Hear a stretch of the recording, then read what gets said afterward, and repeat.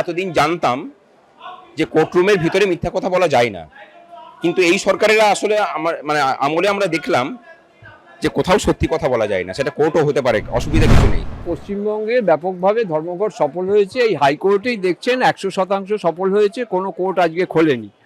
তা সুতরাং হাইকোর্ট, যেটা রাজ্যের সর্বোচ্চ কোর্ট, সেখানে যখন এই অবস্থা, নিশ্চয়ই অন্য কোর্ট এবং অন্য দপ্তরগুলোতে সেই ধর্মঘট সফল হয়েছে বলেই আমরা মনে করছি। এই স্বৈরাচারী সরকারের বিরুদ্ধে যে প্রতিবাদ এই সরকারের অন্দরমহল থেকে আসছে, আমার মনে হয় যে তাতে নবান্নে তিনি বসে আছেন এখন নাকি কালীঘাটে আছেন আমরা জানি না, তার কপালের ভাঁজ যে আরো গভীর থেকে গভীরতর হচ্ছে সেটুকু নিশ্চিত আমরা। কর্মচারীরা যেমন ঠিক করেই নিয়েছেন যে ওনার মুখ্যমন্ত্রী লেখেন, সেই প্যাডে মুখ্যমন্ত্রীর আগে যেন 31শে ডিসেম্বরের আগেই প্রাক্তন কথাটা যুক্ত হয়, তার জন্য যা কিছু করার কর্মচারীরা ঐক্যবদ্ধভাবেই করবেন। মুখ্যমন্ত্রী তিনি হচ্ছে এইখান থেকে, এই ডিএর থেকে উনি কাটমানি পাবেন না, এই জন্য দেবে না। আর দ্বিতীয় কথা হচ্ছে যে আমরা যারা নিজেদের যোগ্যতায় চাকরি পেয়েছি, যে মেধায় চাকরি পেয়েছি, ওনার সেই মেধা নেই, উনি একজন ভুয়ো ডক্টরেট। দাদা, আজকের দিনে দাঁড়িয়ে মোটামুটি দুপুর হতে যায়, ধর্মঘট কতটা সফল সকাল থেকে? আমরা তো বলছি সর্বাত্মক সফল। সেখানে কতটা পার্সেন্টেজের পরিমাপ দিয়ে তো সমস্ত কিছুর পরিমাপ হতে পারে না, কিন্তু এই স্বৈরাচারী সরকারের বিরুদ্ধে যে প্রতিবাদ এই সরকারের অন্দরমহল থেকে আসছে, আমার মনে হয় যে তাতে নবান্নে তিনি বসে আছেন এখন নাকি কালীঘাটে আছেন আমরা জানি না, তার কপালের ভাঁজ যে আরো গভীর থেকে গভীরতর হচ্ছে সেটুকু নিশ্চিত আমরা। দাদা, সেই জায়গায় দাঁড়িয়ে যদি বিভিন্ন ক্ষেত্রে দেখা যাচ্ছে এই বাধা বিঘ্নতা, যেটা আমরা সমস্ত বার দেখতে পাই, এইবার কি সেই বাধা বিঘ্নটা তুলনামূলক কম না একদমই নেই? যথেষ্টই আছে। খাদ্য ভবনে আমাদের একজন সাথী রবিদা, তার তলপেটে লাথি মারা হয়েছে, এবং তখন ঘটনাচক্রে জিটিভিতে সেই অনুষ্ঠানে লাইভও চলছিল, আরও কিছু স্যাটেলাইট চ্যানেলে সেটা লাইভ চলছিল, সেই অবস্থায় তাকে লাথি মারা হয়েছে।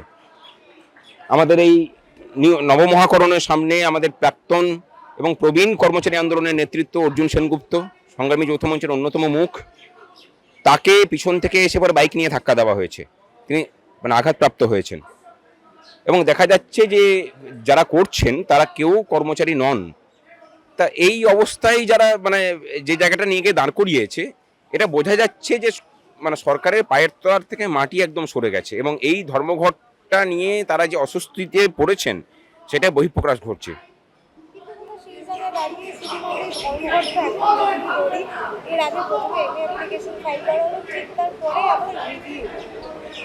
দুটো পৃথক লড়াই, এটা হচ্ছে রাস্তার লড়াইয়ের অংশ, আর ওই যেটার কথা বললেন সেটা আইনি লড়াই।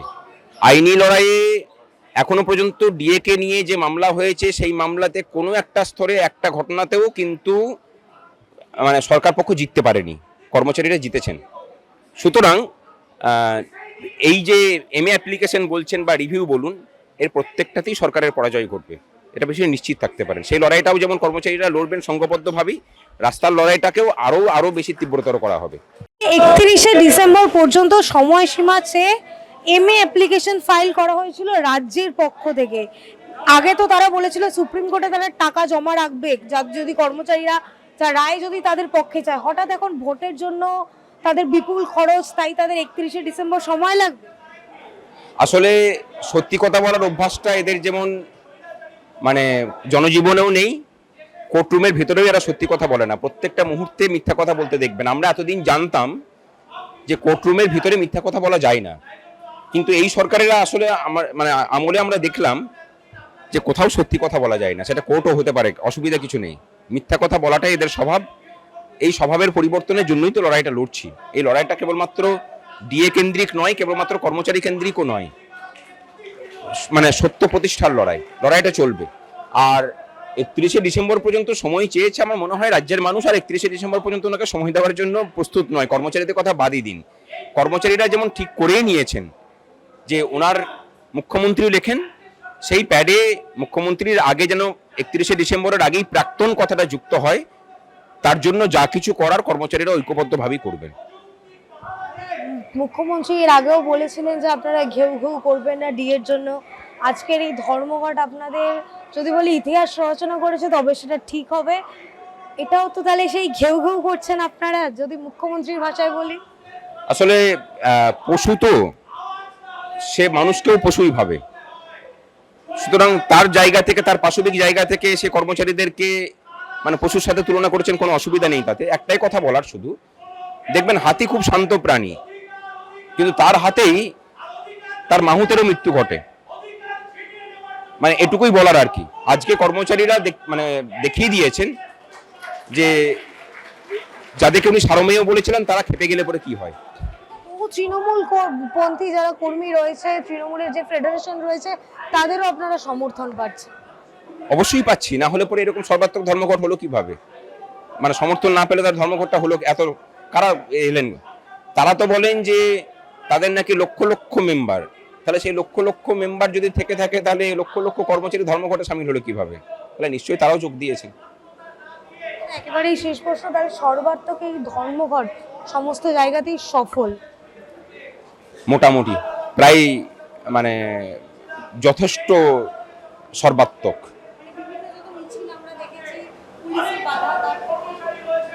সেটা তো দেখতেই পাচ্ছেন, সরকার কখন ডেসপারেট হয়। যত বেলা যাচ্ছে সরকারের ডেসপারেশন মানে প্রকাশ পাচ্ছে। এটার জায়গাটা হচ্ছে এটাই যে মানে কর্মচারীরা দপ্তরে থেকে পরে, মানে তার সরকারের মধ্যে থেকে পরে যেভাবে বিদ্রোহ ঘোষণা করেছেন এবং ধর্মঘট করেছেন, ধর্মঘটকে উনি ভয়ও পান। কেন জানেন তো? উনি বিরোধী নেত্রী থাকার সময় 164 দিন ধর্মঘট করেছিলেন। উনি জানেন ধর্মঘটের শক্তিটা কোথায়, সেই কারণেই ওনারা ভয়। এবার সেই অস্ত্রটাকে যদি ওর বিরুদ্ধে শান্তিতে কর্মচারীরা শুরু করে, উনি জানেন যে ক্ষমতায় থাকা আমার পক্ষে সম্ভব হবে না, সেই কারণেই ওনার ধর্মঘটকে নিয়ে এত ভয়। আসলে মানে ওনার মধ্যে তো সত্যের বিন্দুমাত্র কোনো যোজন নেই। আমাদের দুর্ভাগ্য যে এইরকম একজন মিথ্যা সিদ্ধ মহিলাকে আমরা মুখ্যমন্ত্রী চেয়ারে বসিয়েছি এবং বছরের পর বছর মেনে নিচ্ছি। রাজ্যবাসীর কাছে আমার অনুরোধ যে আপনারা ভাবুন, নিজের বিবেক দিয়ে ভাবুন। স্যার, একেবারে বর্তমান সময়ে দাঁড়িয়ে এখনো বাজে দুপুর সামথিং, কিন্তু আপনাদের ধর্মঘট কতটা সফল এই সকাল থেকে দুপুরের মধ্যে যদি আমি জিজ্ঞেস? ধর্মঘট আমরা যেটুকু খবর পেয়েছি সারা পশ্চিমবঙ্গে ব্যাপকভাবে ধর্মঘট সফল হয়েছে। এই হাইকোর্টেই দেখছেন 100% সফল হয়েছে, কোনো কোর্ট আজকে খোলেনি।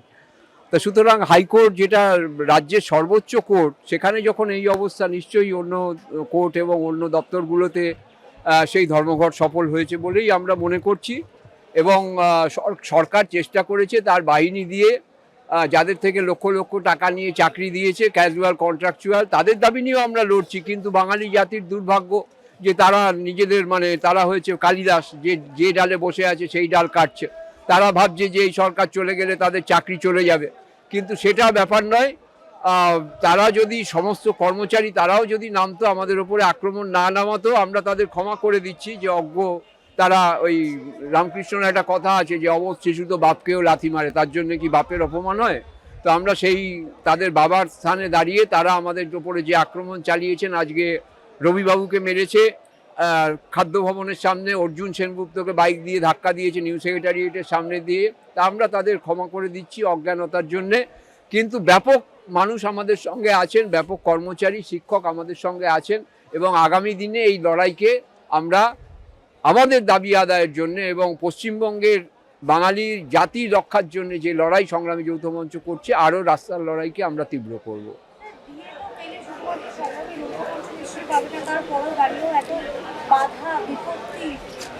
না, রাজ্যের মুখ্যমন্ত্রী তিনি হচ্ছে এইখান থেকে, এই ডিএর থেকে উনি কাটমানি পাবেন না, এই জন্য দেবে না। আর দ্বিতীয় কথা হচ্ছে যে আমরা যারা নিজেদের যোগ্যতায় চাকরি পেয়েছি, যে মেধায় চাকরি পেয়েছি, ওনার সেই মেধা নেই, উনি একজন ভুয়ো ডক্টরেট, তো সেই জন্য উনি দেবেন না। কিন্তু আমাদের 1% ডিএ বাড়লে 6 টাকা দৈনিক মজুরি বৃদ্ধি পায়।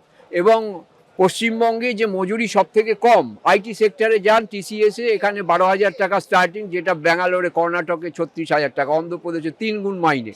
তো এর কারণটা কি? এই সরকার ডিএ দেয় না। ডিএ দিলে আইসিপিআই অনুযায়ী ডিএ দিলে সর্বস্তরে মজুরি বাড়তো।